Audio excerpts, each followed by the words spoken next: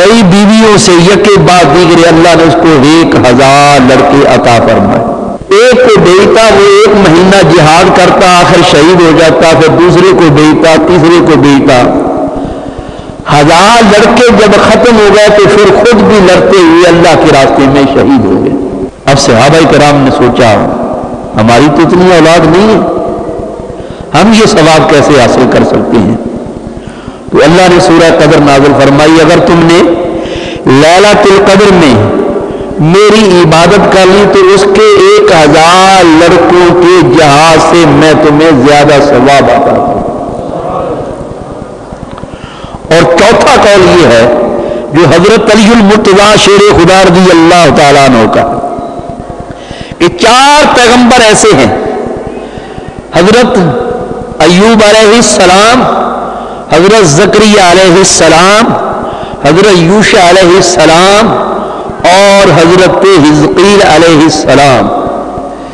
انہوں نے 80 سال تک, 1000 مہینے کے 80 سال اور کچھ مہینے بنتے ہیں, 80 سال تک اللہ کی اس طرح عبادت کی ہے کہ آنکھ جھپکنے کے برابر بھی اللہ کی نافرمانی کا تصور بھی دیر میں نہیں پیدا. صحابہ کرام نے کہا ہماری تو اول اتنی زندگی ہی نہیں. حضور نے فرمایا میری امت کی زندگی اوسط جو ہے وہ 60. اگر 80 برس ہوئے ہوں بھی تو کچھ بچپن میں گزر جاتے ہیں, بیوی بچوں کے دیکھ بھال میں, کاروبار میں گزرتے ہیں. ہمیشہ جہاد تھوڑا ہوتا ہے, یا کو ہمیشہ یہ بات تھوڑی ہوتی ہے. تو اللہ تعالیٰ نے سورہ قدر نازل فرمائی, اگر تم ایک رات میری بات کر لو گے تو ہم تمہیں 80 سال سے زیادہ عبادت کا ثواب عطا فرمائیں. اور 5واں قول یہ ہے کہ نبی کریم علیہ السلام نے پہلی امتوں کی عمروں کو دیکھا. دیکھو حضرت نوح علیہ السلام کی عمر 1400 سال ہوئی ہے. اب اتنی لمبی عمریں تو عبادت بھی تو اسی اعتبار سے ان کی ہوتی ہوگی. حضور نبی کریم علیہ السلام کے دل میں خیال آیا ان امتوں کی عمریں زیادہ تھیں, عبادت بھی زیادہ, ثواب بھی زیادہ ہو. میری امت کی عمر تھوڑی ہے, عبادت بھی تھوڑی, ثواب بھی تھوڑا. اللہ تعالیٰ نے جب دیکھا کہ میرے محبوب کے دل میں یہ خیال پیدا ہوا ہے, جبریل سے کہا جاؤ سورہ قدر لے جاؤ اور میرے محبوب سے کہہ دو محبوب گھبرانے کی ضرورت نہیں ہے, ہم تمہیں ایک رات ایسے دیتے ہیں, اپنے امتیوں سے کہہ دو اس رات کو زندہ کر لے تو ہم پہلی امتوں کی عمروں سے ان کو تھوڑی عمر میں زیادہ ثواب عطا کریں. جنگ بازار دے اندر حضور محدث اعظم رحمت اللہ علیہ دی یہ نشانی ہے. محدث اعظم کیسے پیر جہانگیر رضوی صاحب پورے ملک پاکستان دے نامور علماء, اور اج تو 50-60 سال پہلے دے جڑے علماء سی انہاں دیاں تابعات. ما بعد فاعوذ باللہ من الشیطان الرجیم, بسم اللہ الرحمن الرحیم. إنا أنزلناه في ليلة القدر وما أدراك ما ليلة القدر ليلة القدر خير من 1000 شهر تنزل الملائكة والروح فيها بإذن ربهم من كل أمر سلام هي حتى مطلع الفجر. صدق الله وصدق رسوله النبي الكريم ونحن على ذلك من الشاهدين والشاكرين والحمد لله رب العالمين. فقد قال الله تبارك وتعالى في كلامه في شان حبيبه إن الله وملائكته يصلون على النبي يا أيها الذين آمنوا صلوا عليه وسلموا تسليما. الصلاة والسلام عليك يا رسول الله, الصلاة والسلام عليك يا حبيب الله, الصلاة والسلام عليك يا رحمة للعالمين, الصلاة والسلام عليك شفيع المذنبين.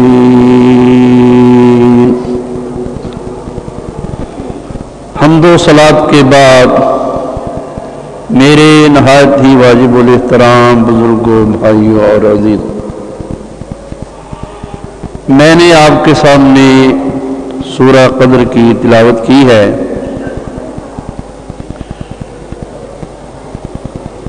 چونکہ آنے والا سوموار کا دن گزار کر جو رات آئے گی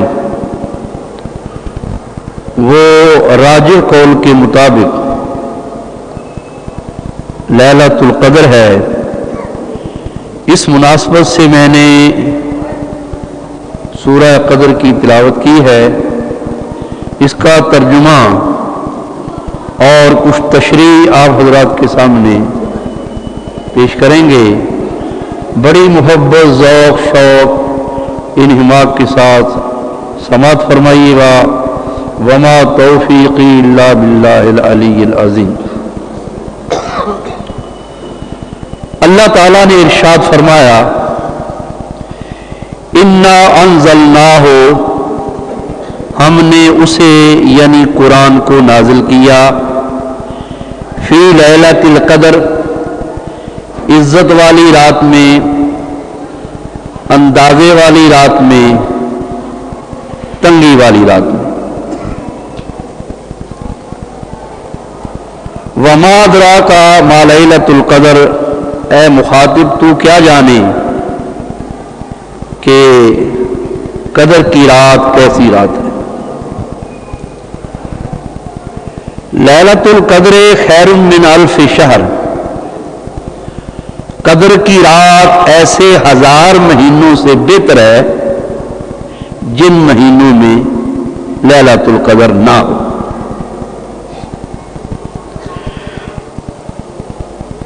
تنزل الملائکۃ والروح، اس رات فرشتے نازل ہوتے ہیں اور روح نازل ہوتی ہے. فیہا، اس میں باذن ربہم من کل امر، اپنے رب کی اجازت سے ہر کام کے لیے. سلام، اس میں سلامتی ہی سلامتی ہے ساری رات میں. کب تک؟ ہی حتی مطلع الفجر، جب تک کہ طلوع فجر ہو جائے. یہ اس کا سادہ سا ترجمہ ہے. سب سے پہلے اس کا شان نزول بیان کیا جائے گا، اس کے بعد اس کے لفظوں کی تشریح انشاءاللہ بیان ہوگی. سماعت فرمائیے گا. اس کے شان نزول میں تفسیر قرطبی نے 5 قول نقل فرمائے ہیں. پہلا قول یہ ہے کہ حضرت وراق رحمت اللہ تعالی فرماتے ہیں کہ 500 سال تک، 500 مہینے، سال نہیں مہینے، حضرت سلیمان علیہ السلام نے دنیا میں حکومت کی ہے، اور 500 مہینے ذوالقرنین نے حکومت کی ہے. تو یہ مل کر کتنے مہینے ہو گئے؟ 1000 میں. جب یہ بات صحابہ کرام کو پہنچی تو انہوں نے کہا اللہ کے منشا کے مطابق حکومت کرنا یہ عبادت ہے. تو حضرت سلیمان علیہ السلام اور ذوالقرنین نے اتنی عبادت کی ہے کہ اتنی عبادت کون کر سکتا ہے. تو اللہ تعالیٰ نے نبی کریم علیہ السلام کی امت کے اعزاز اور شرف کی خاطر فرمایا کہ ہم تمہیں ایک رات وہ دیتے ہیں، اگر تم نے اس رات کو زندہ کر لیے، اس رات میں میری عبادت کر لی، تو تمہاری ایک رات کی عبادت ان دونوں کے 1000 مہینوں کی عبادت سے بہتر. ایک قول تو یہ. اور دوسرا قول جو حضرت عبداللہ بن مسعود سے مروی ہے، وہ یہ ہے کہ وہ فرماتے ہیں کہ بنی اسرائیل کی ایک عورت تھی، اس نے اپنا ایک لڑکا خدا کے دین کے لیے وقف کر دیا۔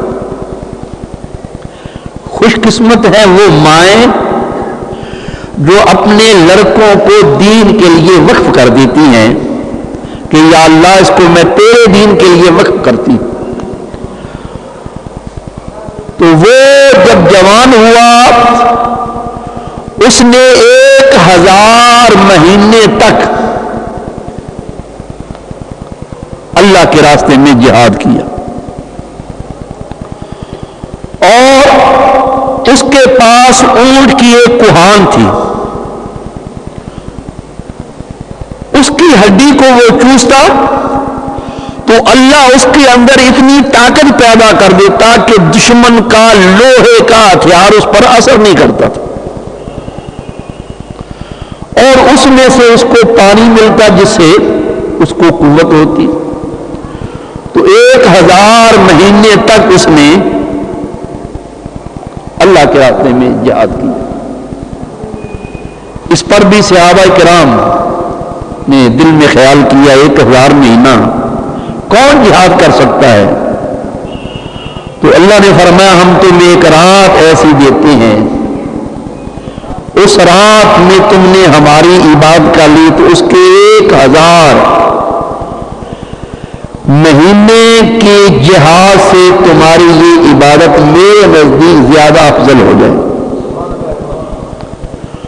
اور تیسرا قول یہ ہے جو حضرت کعب احبار کا ہے کہ بنی اسرائیل کا ایک بادشاہ تھا اس زمانے میں جو نبی تھا، اس نبی کی طرف وحی ہوئی کہ اس بادشاہ سے پوچھو تمہاری کیا آرزو ہے، ہم تمہاری آرزو کو پورا کر دیتے ہیں۔ اس نے کہا میری آرزو یہ ہے کہ اللہ مجھے 1000 لڑکا عطا فرمائے، ان تمام لڑکوں کو میں اللہ کے راستے میں جہاد کرتے ہوئے شہید کرا دوں، اور میں بھی اللہ کے راستے میں لڑتا ہوا شہید ہو جاؤں، یہ میری آرزو ہے۔ چنانچہ کئی بیویوں سے یکے بعد دیگرے اللہ نے اس کو 1000 لڑکے عطا فرمائے۔ ایک کو بھیجتا وہ 1 مہینہ جہاد کرتا آخر شہید ہو جاتا، پھر دوسرے کو بھیجتا، تیسرے کو بھیجتا، 1000 لڑکے جب ختم ہو گئے تو پھر خود بھی لڑتے ہوئے اللہ کے راستے میں شہید ہو گئے۔ اب صحابہ کرام نے سوچا ہماری تو اتنی اولاد نہیں ہے، ہم یہ ثواب کیسے حاصل کر سکتے ہیں؟ تو اللہ نے سورہ قدر نازل فرمائی اگر تم نے لیلۃ القدر میں میری عبادت کر لی تو اس کے 1000 لڑکوں کے جہاد سے میں تمہیں زیادہ ثواب عطا کروں۔ اور چوتھا قول یہ ہے جو حضرت علی المرتضیٰ شیر خدا رضی اللہ تعالیٰ عنہ کا کہ 4 پیغمبر ایسے ہیں، حضرت ایوب علیہ السلام، حضرت زکریا علیہ السلام، حضرت یوشع علیہ السلام اور حضرت حزقیل علیہ السلام، انہوں نے 80 سال تک، 1000 مہینے کے 80 سال اور کچھ مہینے بنتے ہیں، 80 سال تک اللہ کی اس طرح عبادت کی ہے کہ آنکھ جھپکنے کے برابر بھی اللہ کی نافرمانی کا تصور بھی دیر میں نہیں پیدا ہوا۔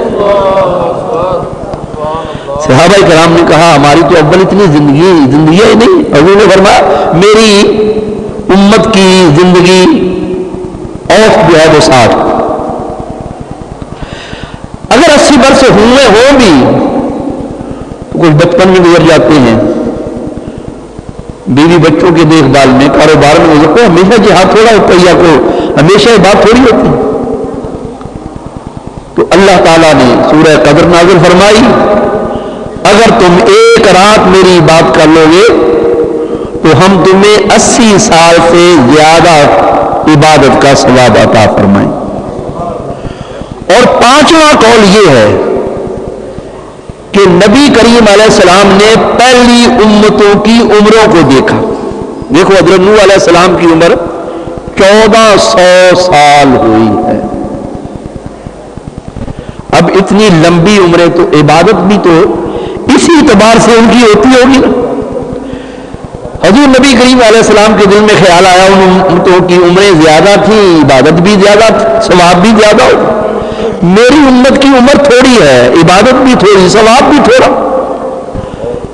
اللہ تعالیٰ نے جب دیکھا کہ میرے محبوب کے دل میں یہ خیال پیدا ہوا ہے، جبریل سے کہا جاؤ سورہ قدر لے جاؤ اور میرے محبوب سے کہہ دو محبوب گھبرانے کی ضرورت نہیں ہے، ہم تمہیں ایک رات ایسے دیتے ہیں، اپنے امتیوں سے کہہ دو اس رات کو زندہ کر لے تو ہم پہلی امتوں کی عمروں سے ان کو تھوڑی عمر میں زیادہ ثواب عطا کریں۔ یہ ہے اس کے شان نزول۔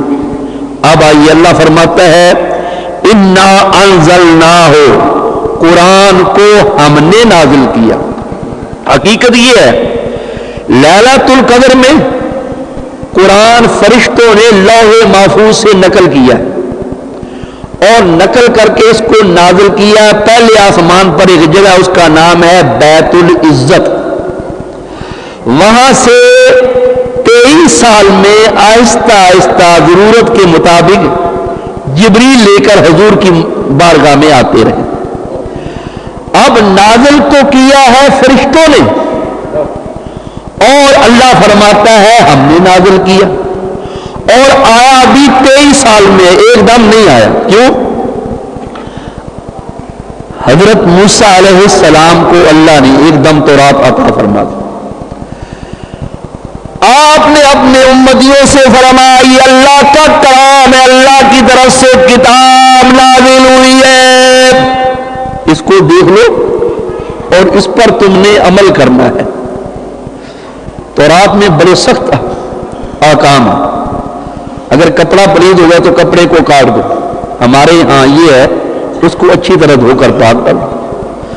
انہوں نے جب سخت احکام کو دیکھا تو انہوں نے عمل کرنے سے انکار کر دیا، ہم سے نہیں عمل ہوتا اس کتاب پر۔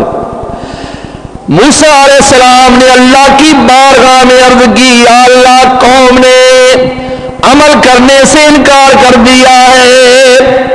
اللہ نے فرمایا جبریل جاؤ کوہ طور کو اپنے پروں پر اٹھا لو، اور یہ جو 70 آدمی موسیٰ علیہ السلام کے ساتھ آئے ہیں نا، جنہوں نے تورات پر عمل کرنے سے انکار کر دیا، یہ پہاڑ ان کے سروں کے اوپر اس طرح کھڑا کر دو اور ان سے کہو کہ مانو کہ ہم تورات پر عمل کریں گے ورنہ یہ پہاڑ ہم تم پر گرا دیں گے۔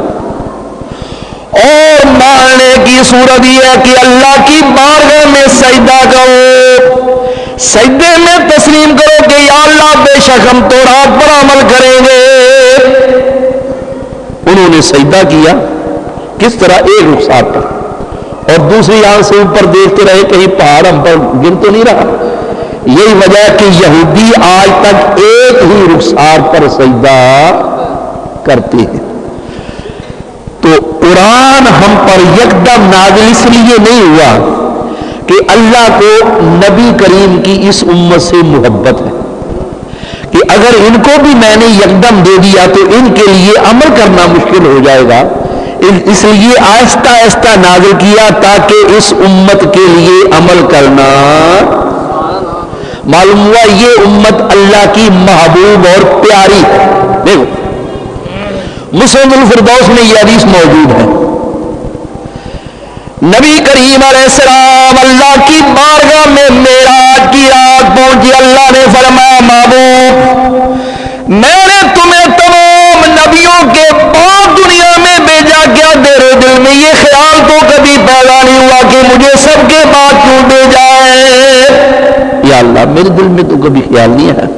اچھا جو اپنے امتیوں سے بھی کہہ دینا کہ وہ کبھی یہ خیال نہ کریں کہ ہمیں تمام امتوں کے بعد بھیجا گیا ہے، میں نے ان کو تمام امتوں کے بعد اس لیے بھیجا کہ پہلی امتوں کے عیب ان پر ظاہر ہو جائے اور تمہیں آخر میں بھیجا تمہارے بعد کوئی امت نہ آئے تاکہ تمہارے عیبوں پر کوئی امت دوسری ظاہر نہ ہو جائے۔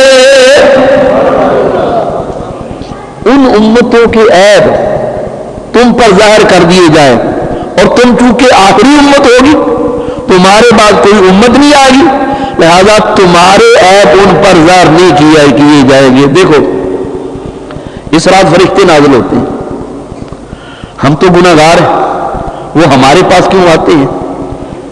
तो इमाम फखरुद्दीन राज़ी ने बड़ी प्यारी वजह की।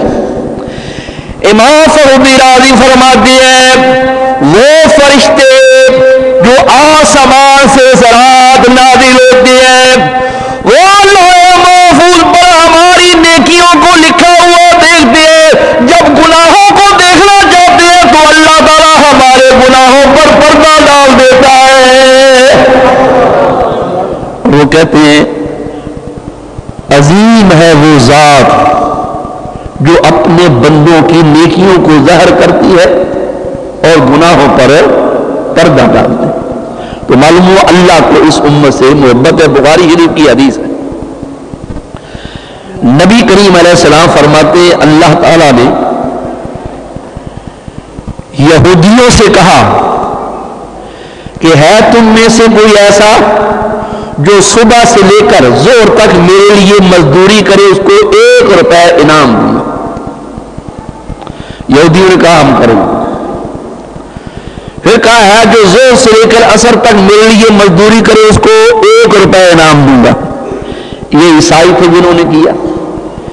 फिर कहा है कोई असर से लेकर मगरब तक मेरे लिए काम करे, उसको मैं 2 रुपये मजदूरी दूंगा। हजूर ने फरमाया ये मेरे उम्मती।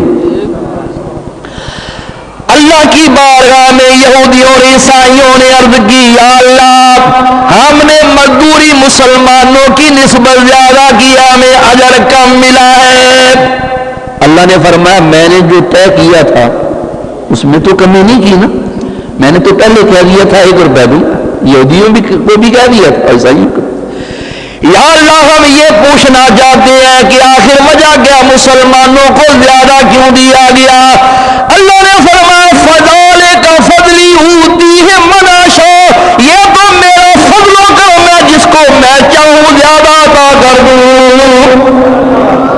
तो इस उम्मत से अल्लाह को मोहब्बत है, इसीलिए इस उम्मत को अजर व सवाब भी दूसरी उम्मतों की निस्बत ज्यादा दिया गया।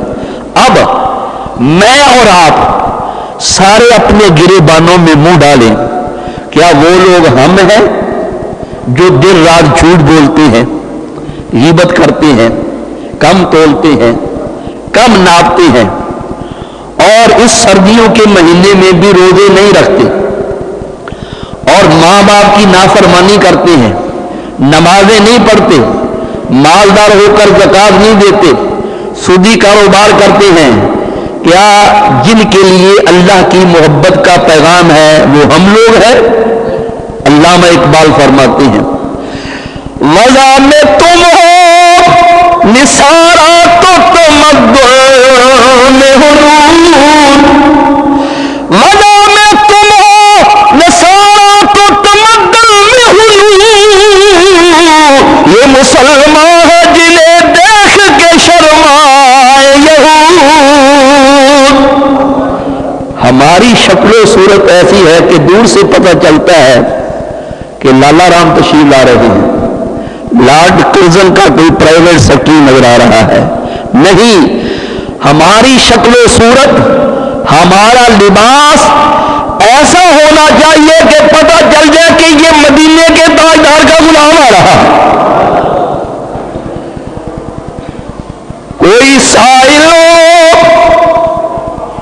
कोई काबिल हो तो हम शान का ही देते हैं, कोई काबिल हो तो हम शान का ही देते हैं, ढूंढने वालों को दुनिया भी नहीं देते हैं।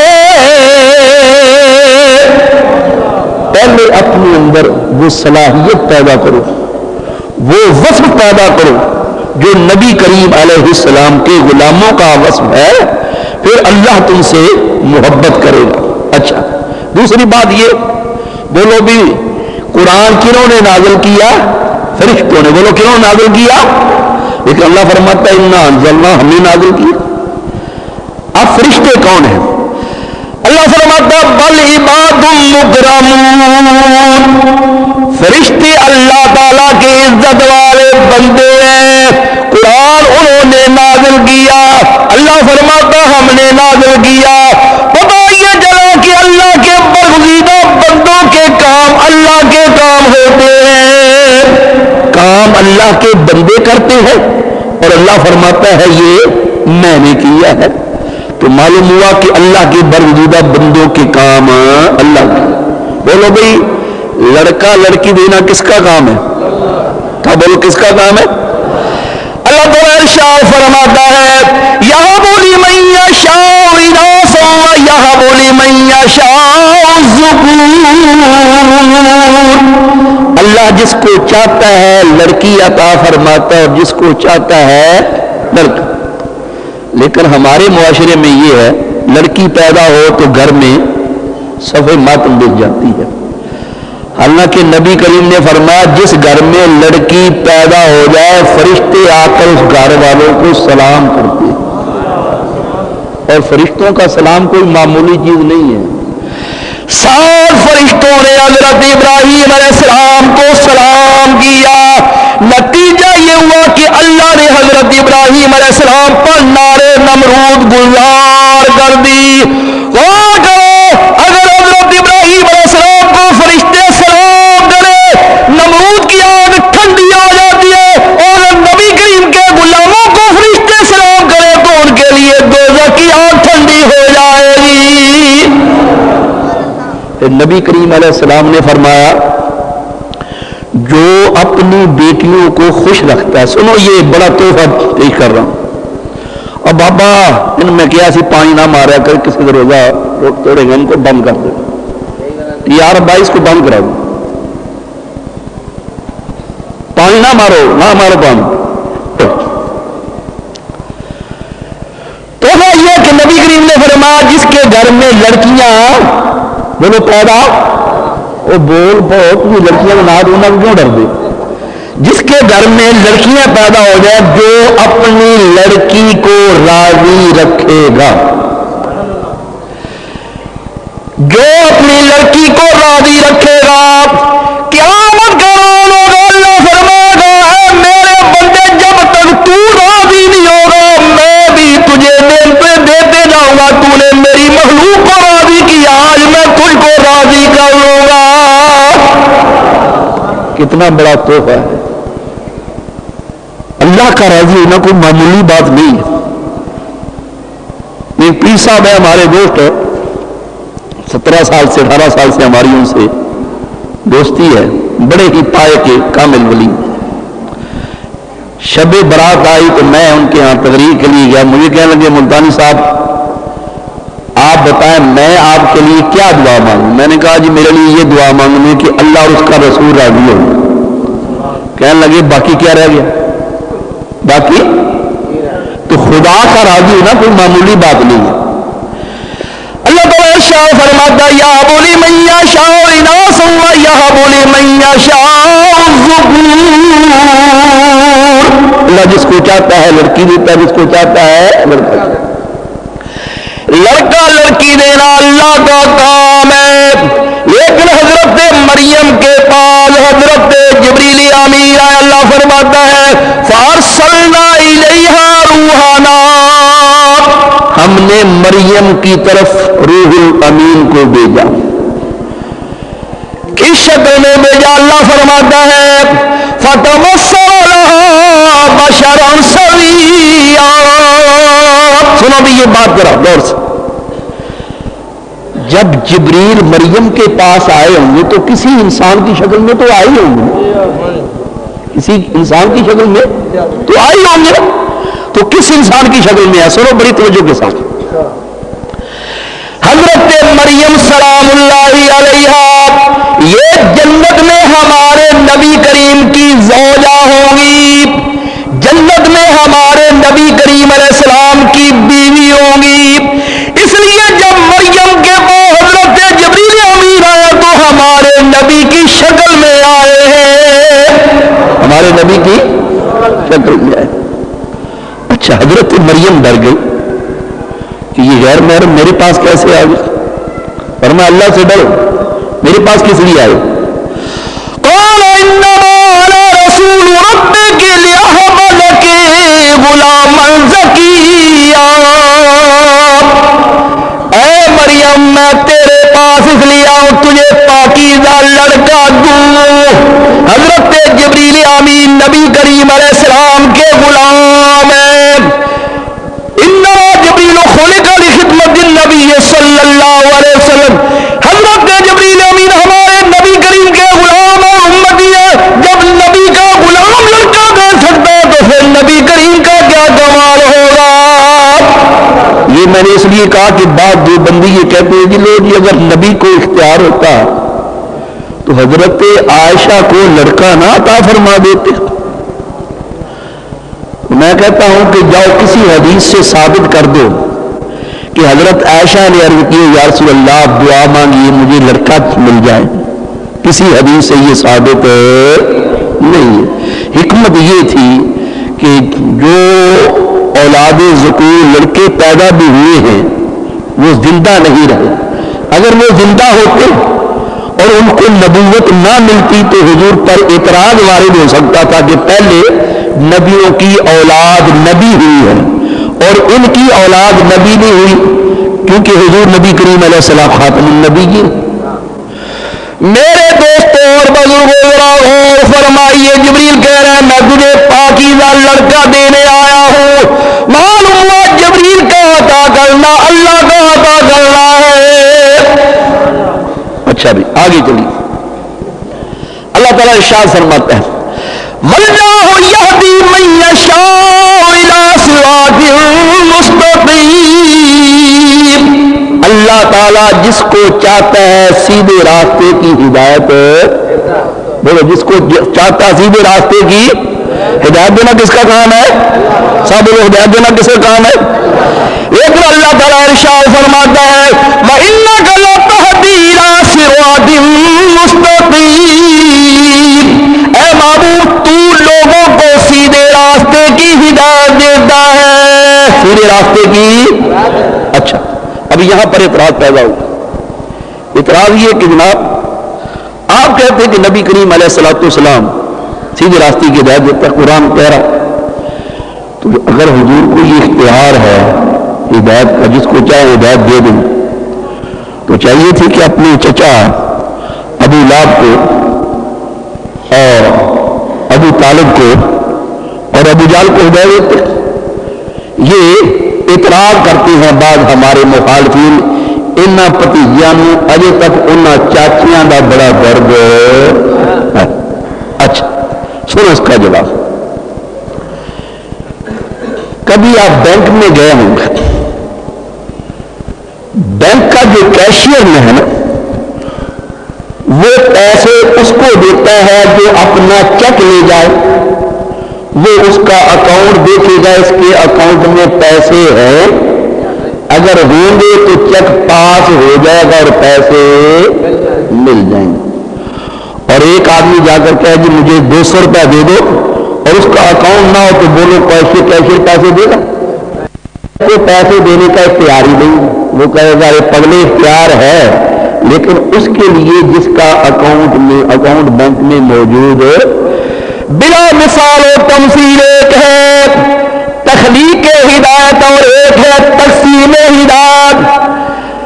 اللہ تعالیٰ ہدایت کا پیدا کرنے والا ہے، ہمارے نبی کریم اس کو ہدایت دیتے ہیں جس کے لیے اللہ تعالیٰ نے ہدایت پیدا کی ہے۔ اللہ نے ابو لہب کے لیے ہدایت پیدا ہی نہیں کی تو ہمارے نبی کریم علیہ السلام کہاں سے ہدایت تقسیم کر دیں گے؟ ہدایت ان کو دیں گے جن کے لیے اللہ نے ہدایت پیدا کی۔ تو معلوم ہوا کہ حضور اللہ تعالیٰ کے برگزیدہ بندے ہیں، حضور کا کام اللہ کا کام۔ اچھا ایک حدیث بھی سنو ذرا غور سے، یہ دارمی شریف میں حدیث موجود ہے اور مشکاہ شریف میں بھی موجود ہے۔ نبی کریم علیہ السلام تشریف فرما حضرت فاروق اعظم ہے، ان کے ہاتھ میں تورات کا ایک نسخہ تھا اور آ کر حضور کی بارگاہ میں عرض کی یا رسول اللہ دیکھیے یہ تو رات ہے بڑے اچھے اس کے احکامات ہیں اور پڑھنا شروع کر دی. حضور سے اجازت لی. اب وہ پڑھ رہے ہیں اور نبی کریم علیہ السلام کے چہرے کی رنگت بدلتی جا رہی ہے. حضرت صدیق اکبر نے نبی کریم علیہ السلام کے چہرے کو دیکھا اور فرمایا عمر گم کرے تجھے گم کرنے والیا کیا تو نہیں دیکھتا کہ تیرے پڑھنے سے نبی کریم علیہ السلام ناراض ہو رہے ہیں. فنظر عمر الى وجہ رسول اللہ. فاروق اعظم نے نبی کریم کا چہرہ دیکھا اور کہا اعوذ باللہ من غضب اللہ و غضب رسولہ. میں اللہ کی ناراضگی سے پناہ مانگتا ہوں, اللہ کے رسول کی ناراضگی سے پناہ مانگتا ہوں. بولو بھائی ناراض کون ہوا تھا؟ بولو نا, اللہ کا نبی. اور وہ کہہ رہے ہیں کہ میں اللہ کی ناراضگی سے اور رسول کی ناراضگی سے پناہ مانگوں. پہلے اللہ کی ناراضگی کا ذکر کیا. معلوم یہ ہوا جس کام سے اللہ کا نبی ناراض ہو جائے, اللہ کے نبی کے ناراض ہونے سے پہلے خدا اللہ تعالیٰ ناراض ہو جاتا ہے. نبی کے ناراض ہونے سے پہلے میرے اللہ ناراض ہے. اچھا, جو آدمی اس مہینے میں روزے بھی رکھتے بولو ان سے اللہ خوش ہے یا ناراض؟ جو سودی کاروبار کرتے ہیں اللہ خوش ہے یا ناراض؟ جو لوگوں کو بلا وجہ تنگ کرتے ہیں ان سے اللہ ناراض ہے یا راضی؟ اور جو نبی کی سنتوں پر عمل نہ کرے ان سے اللہ ناراض یا خوش؟ بولو. میں کوئی آپ کا مخالف نہیں ہوں, میں یہ چاہتا ہوں کہ میرے پاس جمعہ پڑھنے والے کم از کم دو کاموں کے پابند ہو جائیں. وہ دو کام جو ہے جو کر لے گا بہت سی برائیوں سے بچ جائے گا. ایک داڑھی اور دوسرا نماز تہجد. یہ نبی کریم علیہ السلام کی سنت ہے. حضرت سعید بن مسیب نے دیکھا ایک آدمی نماز عصر کے بعد نفل پڑھ رہا ہے. اس نے کہا ہے سعید کیا نفل نماز پڑھنے کی وجہ سے ملا مجھے اللہ عذاب دے گا؟ کہا نفل نماز پڑھنے کی وجہ سے نہیں بلکہ نبی کریم کی سنت کی مخالفت کی وجہ سے اللہ تجھے عذاب دے گا. اس لیے کہ عصر کے بعد نماز پڑھنا یہ نبی کی سنت نہیں ہے. معلوم ہوا نبی کی سنت کی مخالفت کی جائے تو اللہ کے عذاب کا مستحق ہو جاتا ہے. آؤ میرے دوستوں بزرگوں, یہ ہے آخری جمعہ, اس تو بعد کسی پھر اگلے سال ہونا نہیں پتا. تو جنہ داڑھی رکھنی ہے خلوص نیت نہ خدا کے خدا دے رسول نے راضی کرنے واسطے وہ اج ہاتھ کھڑا کرے. اس جمعے کا انعام لے جاؤ کہ اس جمعے اسی وعدہ کیتا سی آئندہ جنہ رکھنی ہے کھڑا کرو, جنہ رکھی ہے وہ نہیں, جنہ رکھنی ہے کھڑا کرو. ساڑھا مات تھی یار تیرے واسطے نہیں سارا پروگرام اٹھ کے کھڑا ہو جا, اٹھ کے کھڑا ہو جا, کہاں کھڑا ہو جاؤ ہاتھ پڑا مجھے ذرا پڑا ہو اپنے ہاتھ کہاں کھڑا ہے. میں بھی نہیں اچھی طرح دیکھ رہے سارا نات کھا بڑی اچھی نات پڑھ دو. اتنے اج وعدہ کیتا داڑھی کا کہ میں کئی دنوں سے سوچتا پیا ہے کہ ان کس طرح داڑھی لگا. اج میں وعدہ کر لیا ہوں دعا کرنی ہے کہ اللہ نے توفیق عطا فرمائے کہ آئندہ نات بھی پڑھتا رہے تو یہ داڑھی سانو دن ب دن بڑھتی نظر آئے. اللہ توفیق عطا فرمائے. میرے دوستوں اور بزرگوں فرمائیے گا, اللہ فرماتا ہے انا انزلناہ فی لیلۃ القدر. اب قدر کے تین معنی ہیں. قدر کے معنی ہیں عزت. اللہ فرماتا ہے ما قدر اللہ حتی قدرہ, بت پرستوں نے اللہ کی عزت نہیں کی جس طرح عزت کرنے کا حق تھا. اس رات کو عزت والی رات کیوں کہا جاتا ہے؟ سنو بھائی, باقی راتوں میں جو پچھلا حصہ ہوتا ہے رات کا, اس پچھلے حصے میں اللہ کی رحمت نازل ہوتی ہے. لیکن یہ جو لیلۃ القدر ہے سورج غروب ہوتے ہی اللہ کی رحمت شروع ہو جاتی ہے, اس لیے یہ عزت والی رات. دوسری بات یہ اس رات आसमान से फरिश्ते और नेक रूहें नाजिल होती है नेक लोगों की मुलाकात के लिए। और उसकी निशानी ये है कि इस रात की इबादत बाकी रातों की इबादत से ज्यादा लज्जत वाली हो जाती है, इसलिए ये रात इज्जत वाली।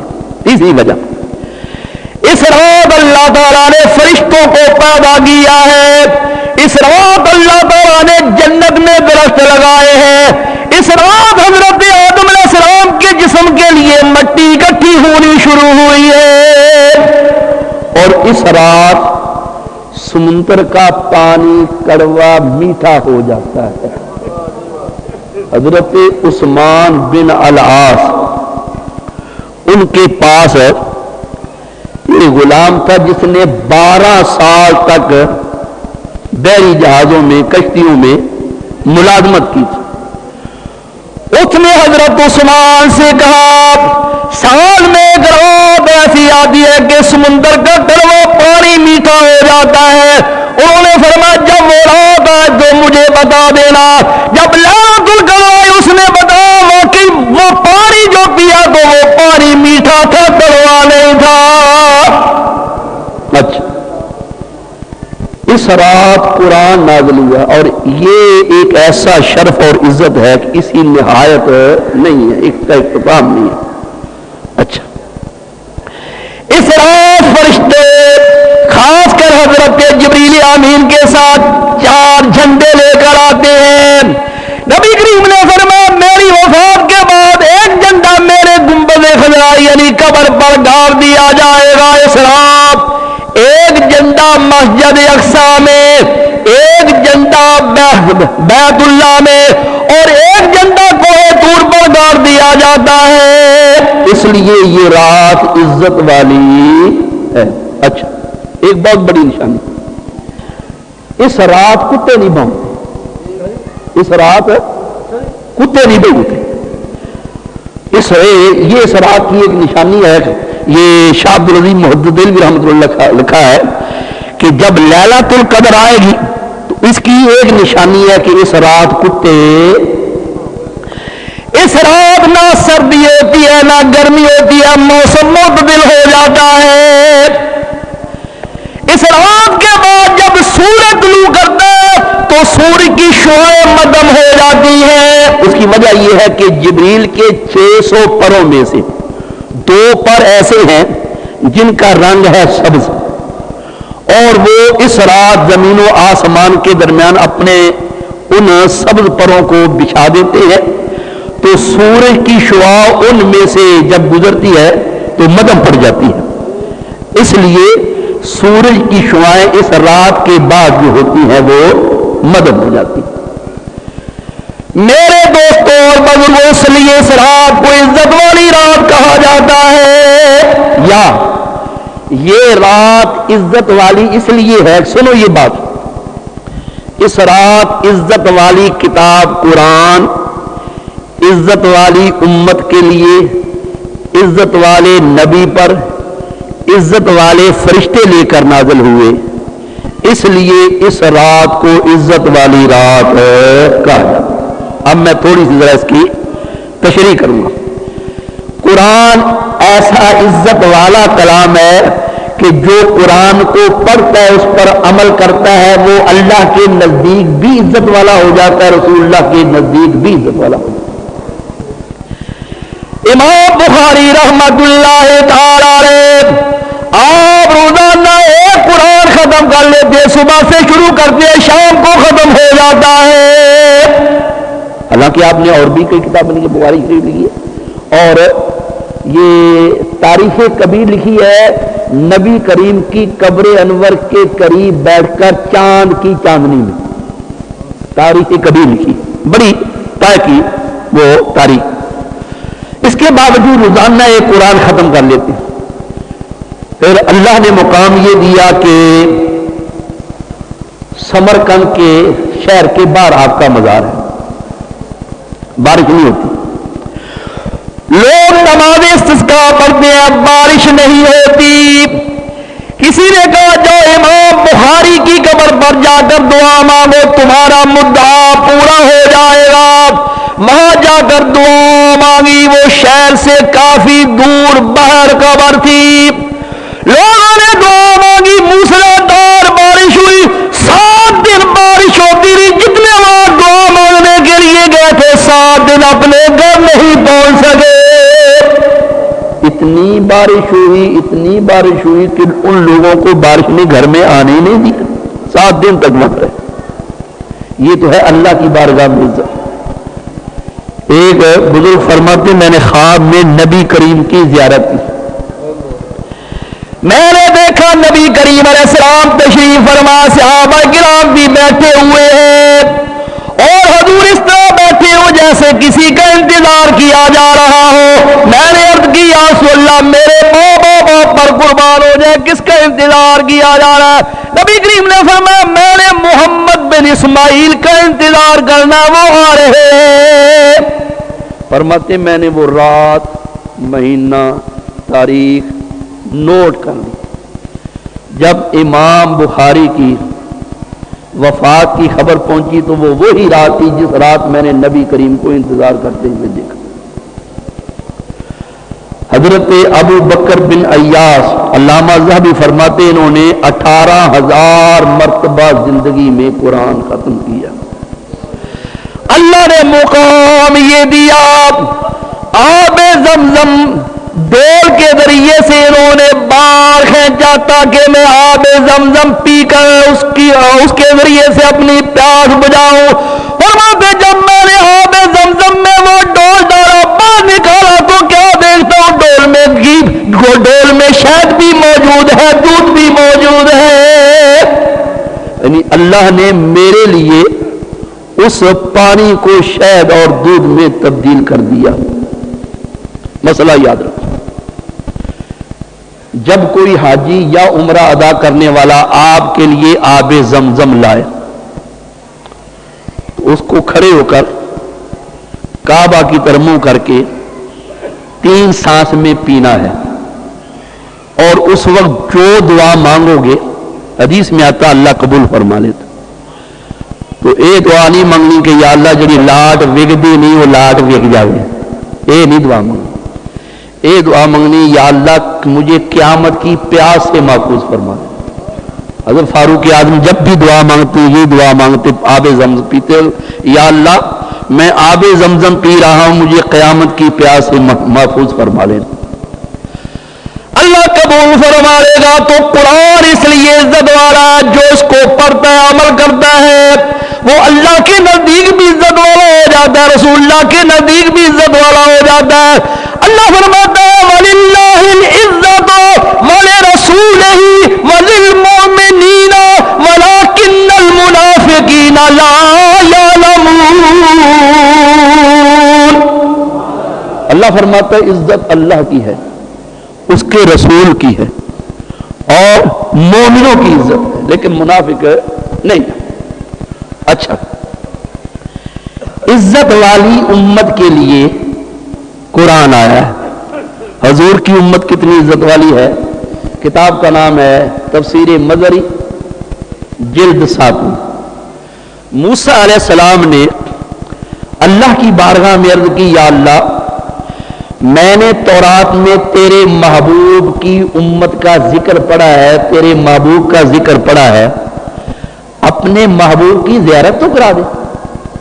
اللہ نے فرمایا ہے موسیٰ تیری عمر اتنی لمبی نہیں ہوگی کہ تو ان کے زمانے تک رہے۔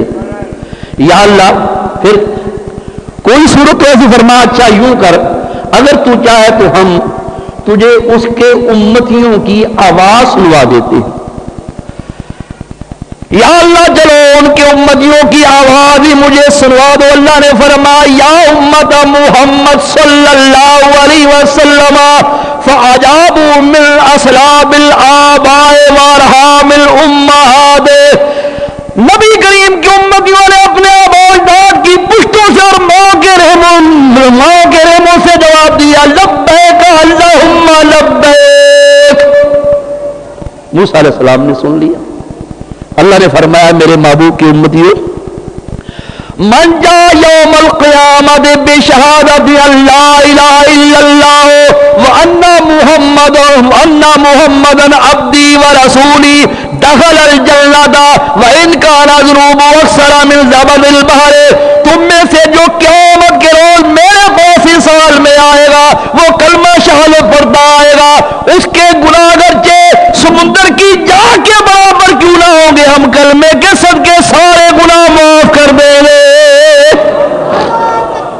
اللہ یا رسول،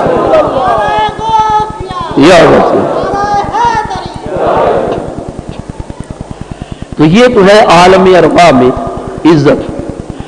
اب رہ گئی عالم دنیا میں عزت، تو بھئی یہ حدیث ہے ابن ماجہ میں،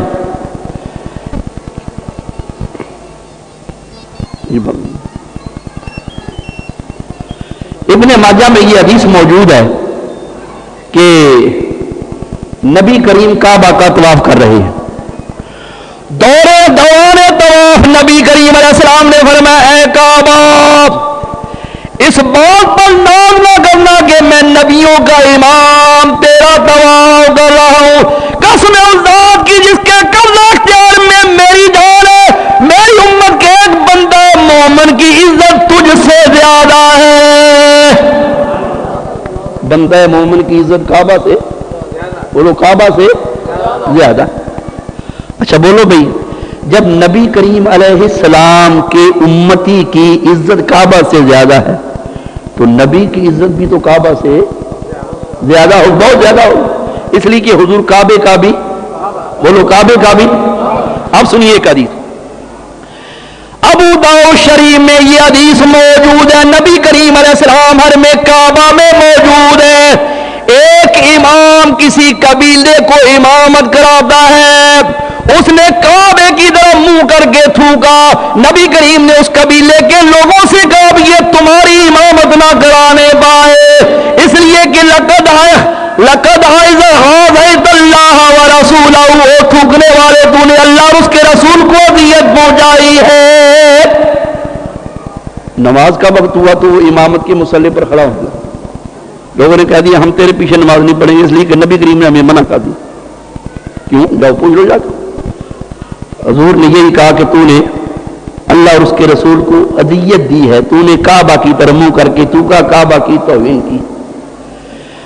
میرے دوستوں اور بزرگوں، ہمارے نبی کریم علیہ السلام کعبے کا کعبہ ہے، جو کعبہ کی توہین کرے نبی کریم نے فرمایا اس کے پیچھے نماز نہ پڑھو، جو کعبہ کے کعبہ محمد مصطفیٰ کی توہین کرتا اس کے پیچھے ہماری نماز کیسے ہوگی؟ اس کے پیچھے بھی نماز، لیکن تسی کہتے نہیں مولوی جی ساڈی محلے داری ہے کی کریے، پھر مجبوری ہے۔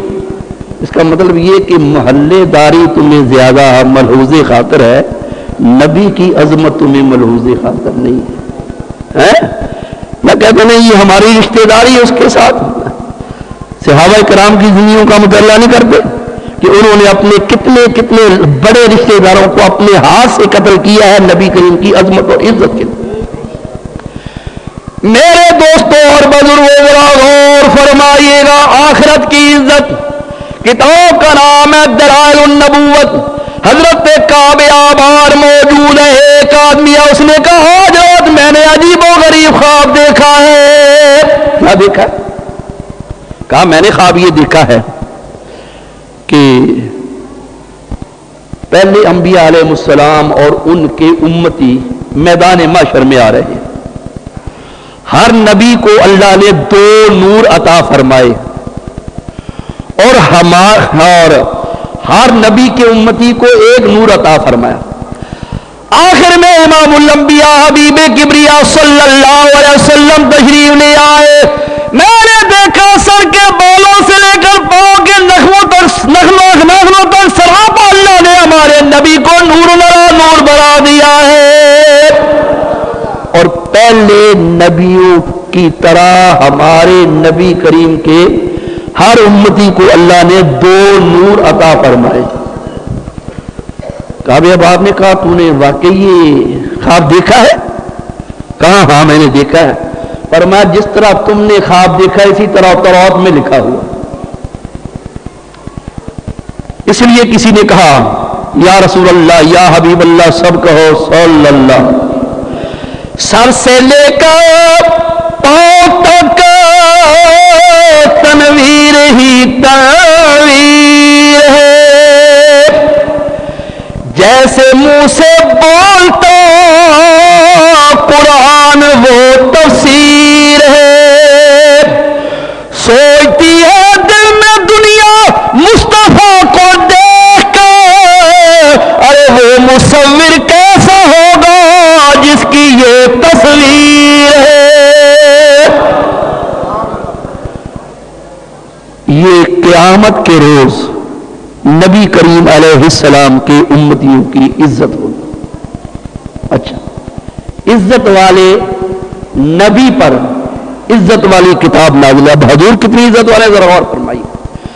میرے دوستوں اور بزرگوں ذرا غور فرمائیے گا. پہلے نبی اللہ سے نعمتیں مانگتے ہیں، اللہ ان کو نعمتیں عطا فرماتا ہے. وَلَا تُخْزِنِي يَوْمَ يُبْعَثُونَ. حضرت ابراہیم علیہ السلام فرماتے ہیں یا اللہ قیامت کے روز مجھے رسوا نہ کرنا.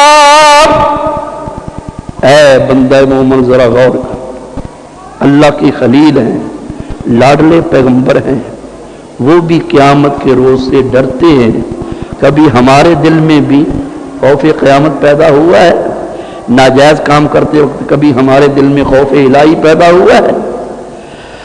یا اللہ مجھے قیامت کے روز رسوا نہ کرنا. یہ حضرت ابراہیم علیہ السلام نے اللہ سے نعمت مانگی، ہمارے نبی کریم نے مانگی نہیں ہے. اللہ فرماتا ہے یوم لا یخزی اللہ النبی والذین آمنوا معہ. جب قیامت کا روز ہوگا اللہ نہ تو اپنے محبوب کو رسوا کرے گا نہ محبوب کے غلاموں کو رسوا کرے گا. یہ کتنا بڑا اعزاز ہے، یہ کتنی بڑی عزت اور شرف. حضرت موسیٰ علیہ السلام اللہ کی بارگاہ میں دعا مانگتے ہیں، رب اشرح لی صدری، یا اللہ میرا سینہ کھول دے. ہمارے نبی کریم علیہ السلام نے دعا نہیں مانگی. اللہ فرماتا الم نشرح لک صدرک، اے محبوب کیا ہم نے تیرا سینہ نہیں کھول دیا؟ اور کتنا کھولا ہے یہ بھی ذرا دیکھ لیجیے. اسی کے تحت علامہ محمود آلوسی بغدادی نے تفسیر روح المعانی میں لکھا، علم نفسر صدرک حتی ہوا عالم الغیب والشہادت. اے محبوب ہم نے آپ کا سینہ اتنا کھلا کر دیا ہے کہ عرش الہی سے لے کر ساتویں زمین تک ساری مخلوق تیرے سینے کے گھیرے میں آ گئی ہے. کتنی بڑی عزت ہے ہمارے نبی کریم علیہ السلام کی لیے. اچھا بھائی یہ تو مضمون رہ گیا. ایک بات آپ سے عرض کرنی ہے، تو یہ کہ نبی کریم علیہ السلام نے فرمایا جو جمعہ پڑھنے سب سے پہلے آتا ہے، جمعہ پڑھنے سب سے پہلے آتا ہے، اس کو ایک اونٹ قربان کرنے کا ثواب ہوتا ہے. ایک اونٹ کا قربان کرنے، وہ دوسرا ہے اس کو ایک گائے، پھر آئے پھر دمبا وغیرہ. ہم یہ سمجھتے ہیں کہ یہ رمضان کے جمعے جو ہیں یہی زیادہ برکت والے ہیں، باقی جمعوں پہ ہم اس اہتمام سے نہیں آتے جس اہتمام سے رمضان کے مہینوں میں جمعے کے مہینے میں جمعے کے روز آتے ہیں. اب ذرا غور فرمائیے، اگر یہ کہہ دیا جاتا نا جو جمعہ پڑھنے سب سے پہلے آئے گا اس کو ایک اونٹ دیا جائے گا، ایک اونٹ دیا جائے گا.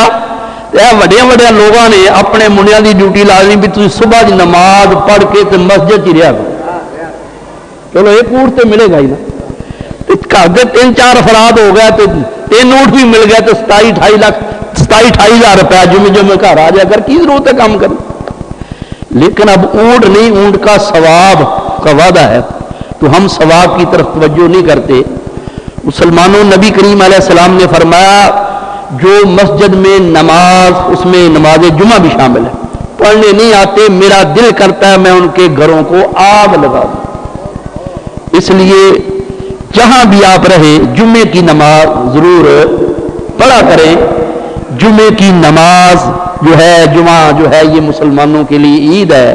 جس طرح عید کی نماز خوشی سے پڑھنے آتے ہیں، اسی طرح جمعے کی نماز بھی خوشی سے پڑھنے آنا چاہیے.